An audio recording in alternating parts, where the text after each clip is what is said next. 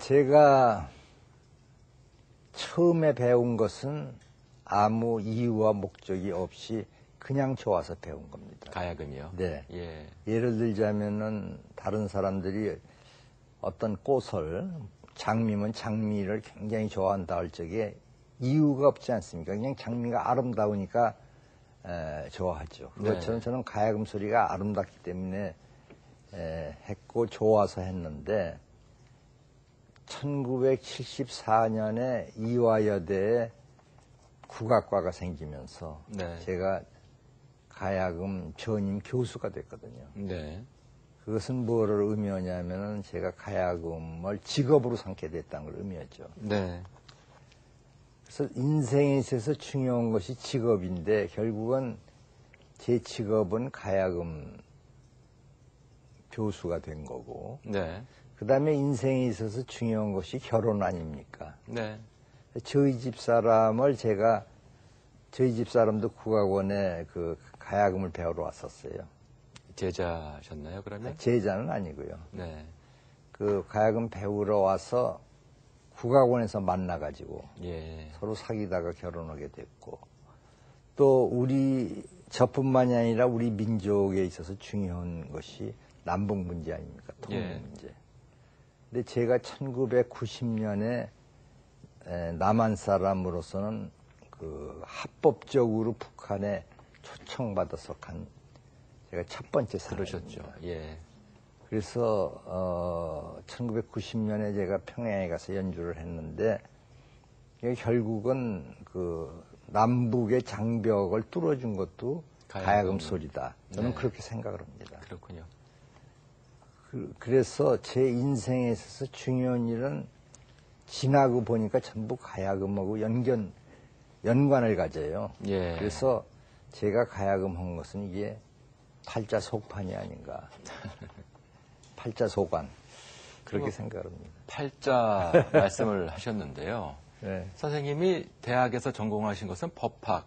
네, 법학이 있죠. 서울대학교 법과대학을 진학을 하셨는데, 그럼 그것도 팔자고, 법대생이 가야금을 계속한 것도 팔자고, 그런가요, 선생님? 그렇다고 볼 수가 있어요. 왜 그러냐면요. 제가 서울법대를 지원을 하고 나니까, 예. 제 누나가 저보다 나이가 16살입니다. 어머니 같은 누나인데, 우리나라에서는 남자들보다도 특히 여자들이 사주를 많이 본다든가, 관상을 본다든가, 점을 본다든가 그러지 않습니까? 저희 누나가 저보고, 이거 궁금해서 못 살겠다. 어디 굉장히 관상 잘 보는 데가 있으니까 거기 가자고. 그래서 저를 끌고 택시 타고서 거기 갔어요. 대학 시절에요? 대학교 지원하고 나서. 예. 떨어진나 붙나 그게 궁금하다 그거죠. 예. 몹시 궁금하다.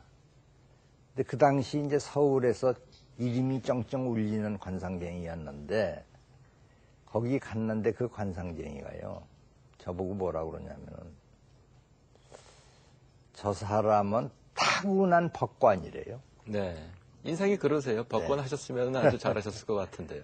그러면서 어떻게까지 얘기를 하느냐면은 잘하면은 대법원장도 되겠고 네. 못 돼도 대법관은 되겠다. 네. 타고난 법관이다. 그러니까 법대는 문제가 없으니까 발 쭉 피고 잘하고 그렇게 얘기해서 저는 타고난 법관이라고 그랬거든요. 네. 근데 그 후에 제가 이제 이화여대 가야금 교수가 되고 난 후에 우리 집 사람이 저희 집 근처에 있는 또 굉장히 당사주를 잘 본다는 집이 있어요. 당사주라는 건 뭐냐면은 제 팔자가 그림으로 나타나는 겁니다. 네. 근데 그 집에 이제 우리 집 사람도 그런 걸 굉장히 좋아해요. 그래서 저도 몰래 이제 가서 제 팔자를 본 모양이에요. 네. 가지고 딱 책을 넘기는데 거기 보니까 제가 있는데 거기에 탄 금을 탄다. 네. 그러니까 타고난 음악가다는 얘기죠. 그렇기 때문에 제가 법대 들어간 것도 팔자소관이고 네. 또 음악가가 된 것도 팔자소관인 모양이에요. 혹시 최근에 또 뭐 그런 것을 보셨다거나 보신 분이 있으신가요? 가족 중에? 근데 저는, 저 개인은요, 예. 그런 것을 전혀 가지도 않고 전혀 믿지도 않아요. 예. 믿지도 않는데 저희 어머니, 저희 누나, 우리 집 사람, 그러니까 저희 집 여자들이 이제 그런 데를 많이 가죠. 예. 가서 탄복을 해요. 잘 맞는다고. 그래서 제가 들어보면요, 하나도 안 맞는 거거든요. 예. 근데 똑같은 사실이라도 어떤 사람은 이건 기가 막히게 맞는다고 생각하고, 저의 경우에는 하나도 안 맞는다고 생각하고 그럽니다. 그렇군요. 자, 다시 이제 여쭙고 싶은 질문으로 돌아와서요. 좀 전에 그 이화여자 대학교의 그 강의 말씀하셨습니다만 서울대학에서도 이제 그 가야금을 강의를 하셨었죠. 네. 경력을 잠깐 보게 되면 명동극장의 지배인도 하셨고, 네. 또 영화 수입과 또 그 제작과 관련된 일도 하셨고, 말 그대로 그 예술인으로서 다양한 이제 그 경력을 쌓아오셨는데 그 과정에서도 가야금을 손에서 떼신 적은 단 한 번도 없으셨다고요? 네. 그게 사실입니다. 이렇게 생각하시면 아마 이해하시기가 편할 거예요. 제가 중학교 때 가야금을 배우기 시작했지 않습니까? 예. 그땐 저는 중학생이었어요. 그 다음에 제가 고등학교를 들어갔어요. 고등학교 때도 가야금은 쭉 했죠. 그 다음에 제가 대학을 들어갔어요. 물론 법과대학 들어갔지만. 그 대학에 가서도 가야금을 쭉 한 거예요. 네. 그 다음에 이제 대학을 졸업 맞고 나서 잠깐 약 4년간 제가 서울대학교 음악대학 국악과에 강사를 했지만 네. 그때는 지금도 사실은 비슷합니다. 대학 강사해가지고는 절대로 못 먹고 삽니다. 네. 가끔 뭐 신문에도 나오고 그럽니다만은 그 당시는 더군다나 대학교 강사 가지고는 도저히 살 수가 없는 거죠.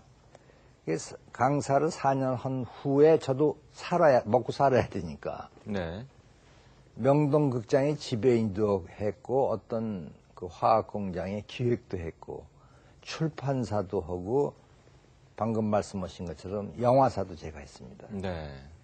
그래서 제가 중학생 때나 고등학생 때나 대학생 때 항상 가야금 한 것처럼 뭐 어디 지배인으로 있건 무슨 어디 기획관리실장으로 있건 사장으로 있건 뭐로 있건 가야금 항상 한 거예요. 네.